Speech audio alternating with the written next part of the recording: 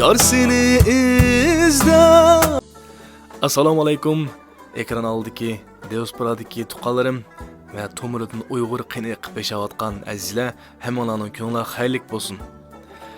Va bu 2026 yangi yillarni yaxshi o'tkazib, buningdan keyin mutaxammik mo'lusulliq kunlarning bo'lishini umid qilaman. Men bugun hamda oldin qapti sizlarga avatgan kichikroq tavishmoq bordi. Shuning birinchisini to'liq nusxasini yo'llab berish oldida sizlarga bir kichik bir hikoya aytib berishni to'g'ri topdim. Hikoya aytsam bu nima degan deb qolmanglar.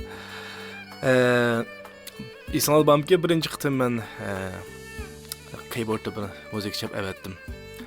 Endi bu naqsha Ürümçi xalq naqsi demdi. Ürümçi xalq naqsi Maylimu degan bu naqsha. Yaman uzun yillarning yag'zi aytilib kelayotgan naqsha.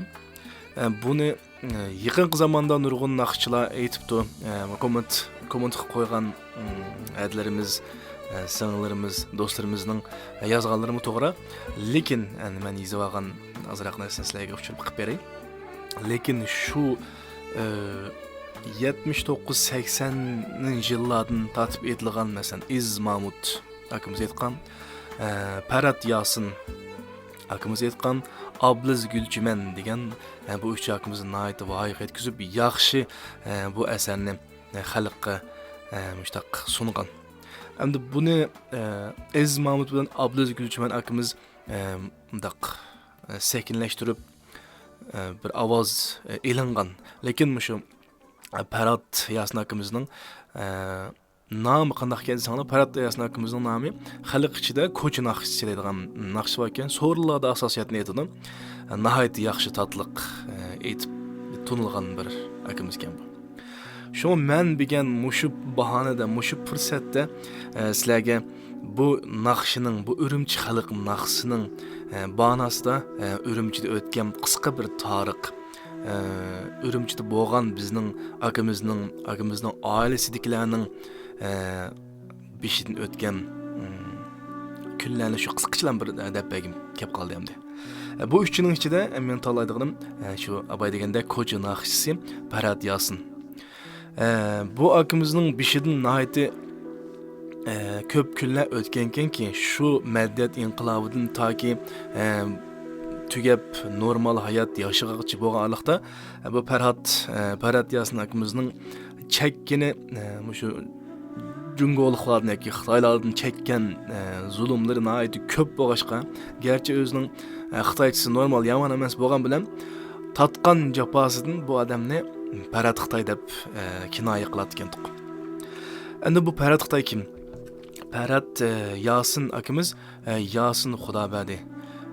Yasin Xudobadi Suydungda cho'ng bo'lib shu yerda yashab o'tgan G'ulji shahar boshliq bo'lgan, keyin 38-yil Ürümçiga kelib, undan keyin Ürümçi shahrining shahri boshliq bo'lib, shu yerda yerlashib, shu yerda yashab o'tgan bir endi dadimiz demdik. Yasin Xudobadi. Bu adamning 3 o'g'li bo'ldi. Dolqun Yasin, Parhat Yasin, Surat Yasin deb. Abay sizlarga deb o'tgandek, Parat Yasinni deb o'tdim. Bu naqshi asosliq shu odamning aytilishi nihoyatda dangliq yaxshi bo'lib tunilib o'tgan ekan. Dolqun Yasin cho'ng o'g'li bo'ldi. Buni balkim Qozog'istondagi, balkim Uyg'urlarning hammasi bilish kerak.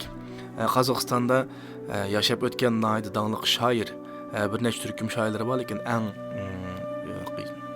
nima topgan ko'tarilgan she'r bo'lsa, biz Uyg'ur biz deydigan she'rlar bor.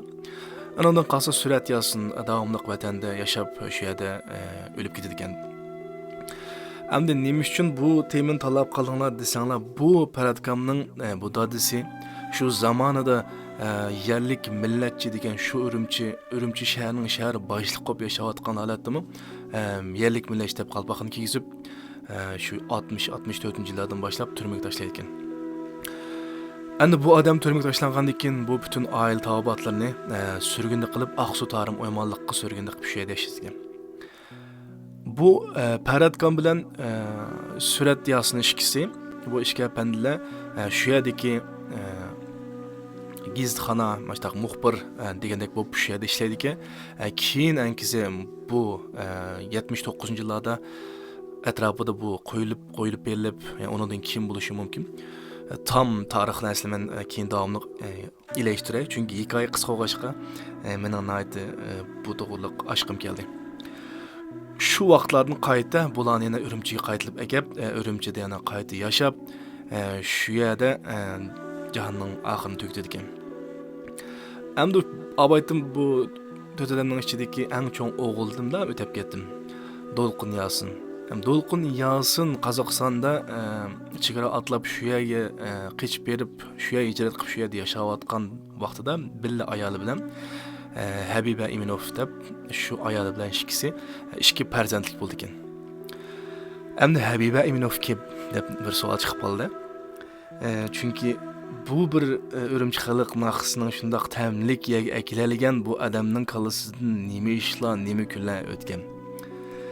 Habiba Iminov degan xonim bu hadimiz bo'lsa, shu Sharq Turkiston Milliy armiyasining 13-diviziyasining komandani bo'lgan va zamonida Uyg'ur Abnum rayonining muavin raisi bo'lgan Mehmet Iminov degan apandim bo'ldi.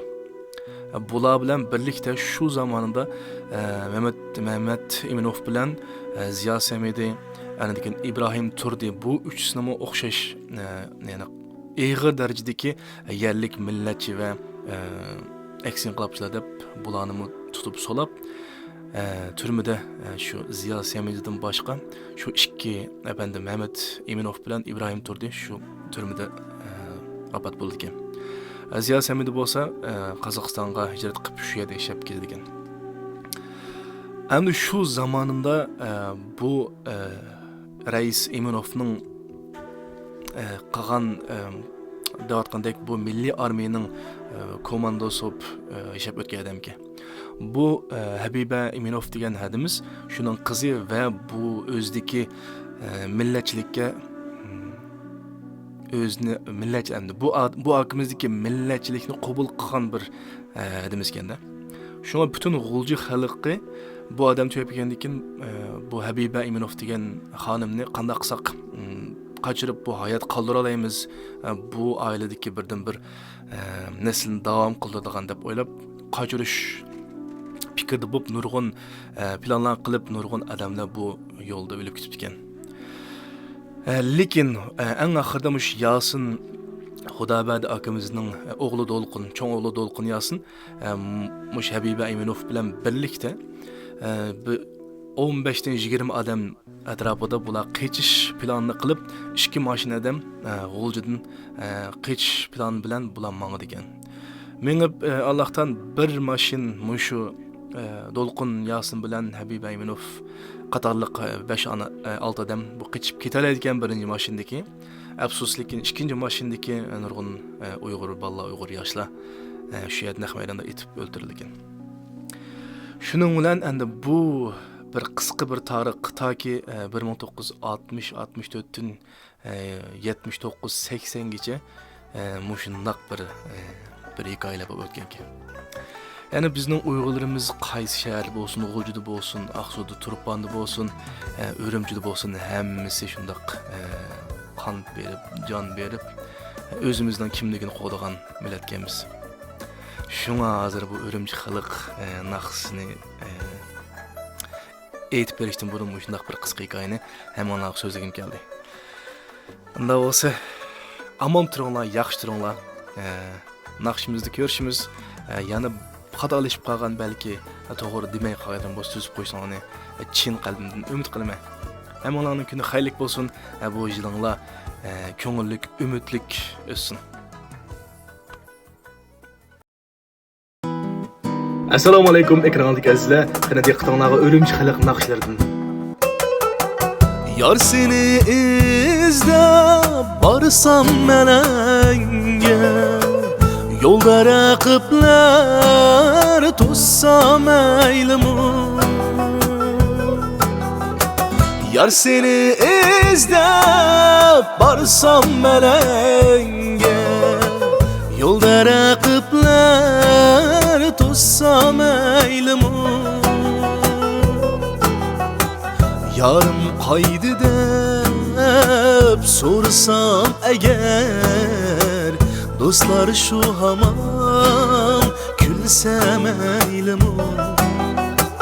Yarım qaydı deb so'rasam agar, eller shu hamon kulsa maylimi. Qara qara qog'larma qayrilib uçtu. O'ylandiki chinorining shixiga qo'ndi.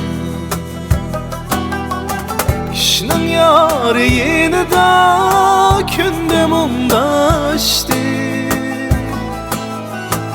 Mening yayrim yiroqlarda ko'zimdan uchdi. Kishning yori yenida kundum undashdi. Mening yayrim yiroqlarda ko'zimdan uchdi.